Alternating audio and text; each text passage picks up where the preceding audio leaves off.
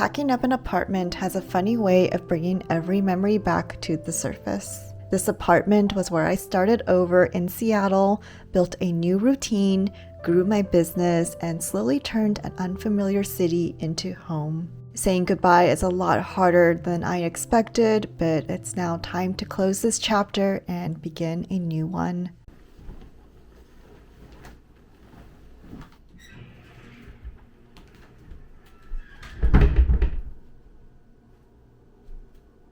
Hi, good morning, and welcome to my corner of shame.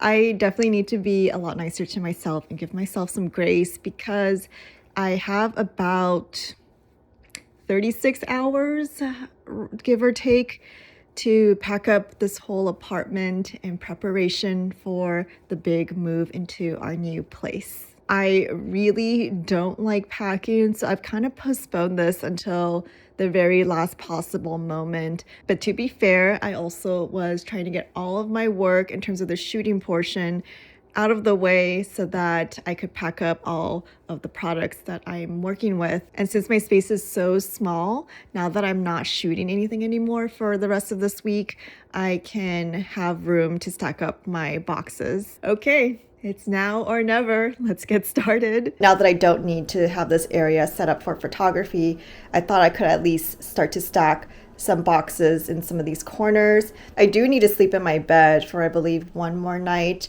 So I do have to kind of figure out how that's going to work because no matter how I stack my boxes, I still need room for this bed to be able to come down. So we'll see. We'll figure something out. I also got these moving bags. It was like a pack of 6, I believe. So I'm going to try using these in addition to the usual boxes and suitcases.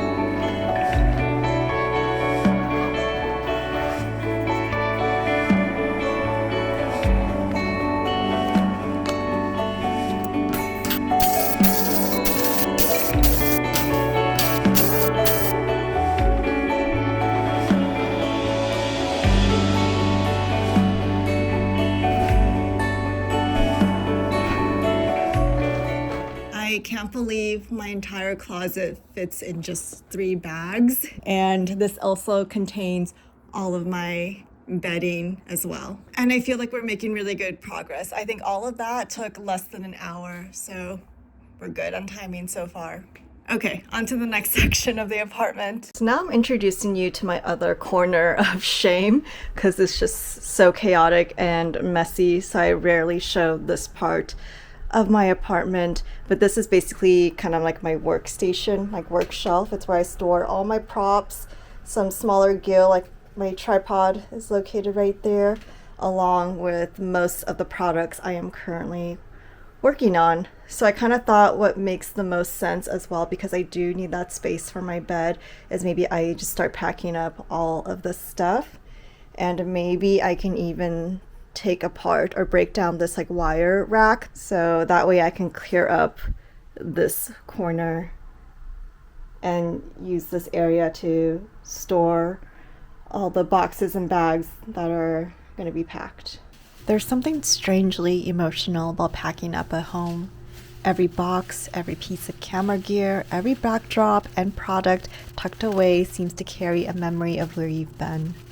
It's funny how you don't really notice the life you've built until you have to pack it all into cardboard boxes and bags. Just a year ago, I was packing up my life in Los Angeles to start over in Seattle.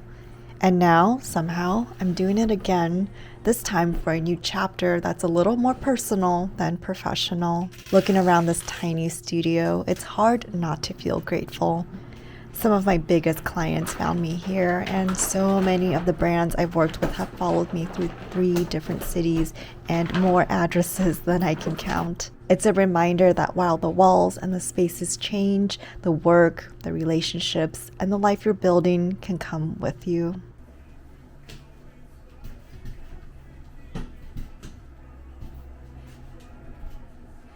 Hi, just giving you a little update. It's now in the evening. I did as much as I could in the morning in terms of packing. We also just picked up the keys today, so it finally feels so real that this move is happening. And I thought I would give you a little update as to how the packing situation is coming along. So I already have my bed set up for the night because I'm just so tired at this point. I also ran out of packing tape, so I took that as a sign to just call it a night and start again tomorrow. So the bed is down, and we've just barely made enough clearance for me to have this chair here, and then a little pathway for me to walk if necessary. These are all the boxes that I've managed to create so far for today. Closet still looks like a mess somehow. Also cleared up the fridge, and then these moving bags, I've filled up 4 of them, and they're kind of hanging out in this hallway right now. And I've also made a pretty good dent in the shelf, although there's just some random bits and ends still that I'm gonna have to pack up tomorrow.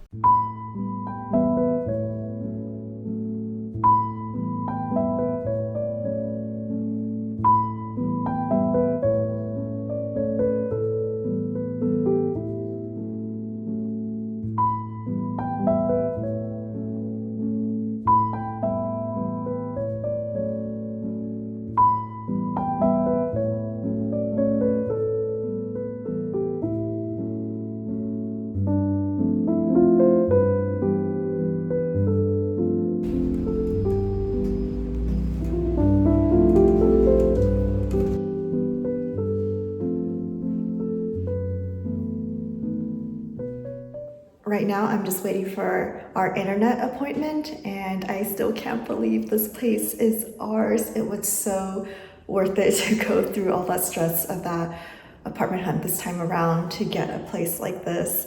And I can't believe that we're gonna start living here starting tomorrow. Moving day was such a blur. I didn't end up filming much of it since we had so much to do in just a few hours, and it was just the 2 of us moving everything. I'm happy to report that all the plants made it to their new home safe and sound, though.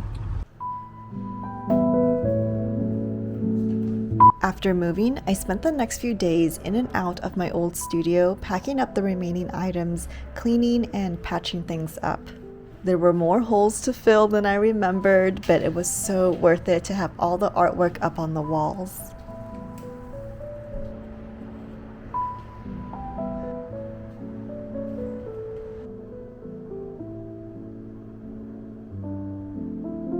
I've never revealed the actual backsplash until now. I didn't love the colorful look of the tiles, so believe it or not, I covered them up with millennial gray peel and stick tiles. They were pretty easy to attach and remove, and thankfully left no marks or residue on the backsplash.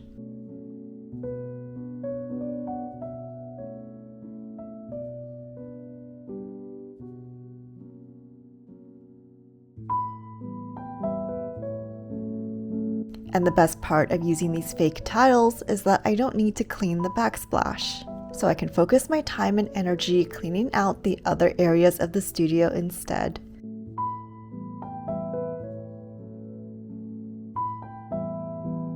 I also got a sample can of paint to touch up the walls where I had nails. It's always a little scary seeing the wet paint at first, hoping it'll blend in enough. But I think I found a good match here. Now for the bane of my existence. Let's hope a little coat of paint helps out this wall because it desperately needs all the help it can get. Okay, here goes nothing. Please pray that I get my deposit back.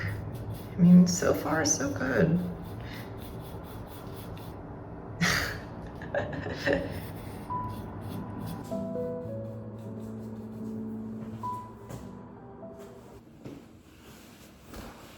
It's really funny how much life can change in just 1 year, right? If you've been following me since the very beginning of my Seattle journey, you would have seen the entire process of me moving to this new city where I didn't know a single person, and my apartment hunt on a very, very tight budget. And that's how it led to me finding this amazing place, which, I've since outgrown, but it's definitely held a lot of very fond memories for me. And I think at the time, it was exactly what I needed to start my journey in Seattle. And as I spend the last few minutes in this place, I'm kind of just like looking around. And it's so funny because it's a studio, right? So everything is all in one room. I can see everything at one glance. And I just think of all the little DIYs I did and all the videos that I edited here that connected me to you guys, as well as all the meals that were made here that my boyfriend and I enjoyed on our first few initial dates. And now we're moving in together. And just also to think of how much my business has grown in the last year. When I first got this space, I thought it was like the perfect setup. Perfect amount of room to store all my props, all my gear, and to do my little shoots. And now I've just definitely outgrown the space, and I'm so excited to be shooting in a much bigger, dedicated studio space, which I'm also really excited to share with you guys in an upcoming vlog. So stay tuned for that. It's one of those weird feelings in life where I feel very ready to move on, but that doesn't mean the goodbye or the ending is any easier. Okay, on to the next chapter.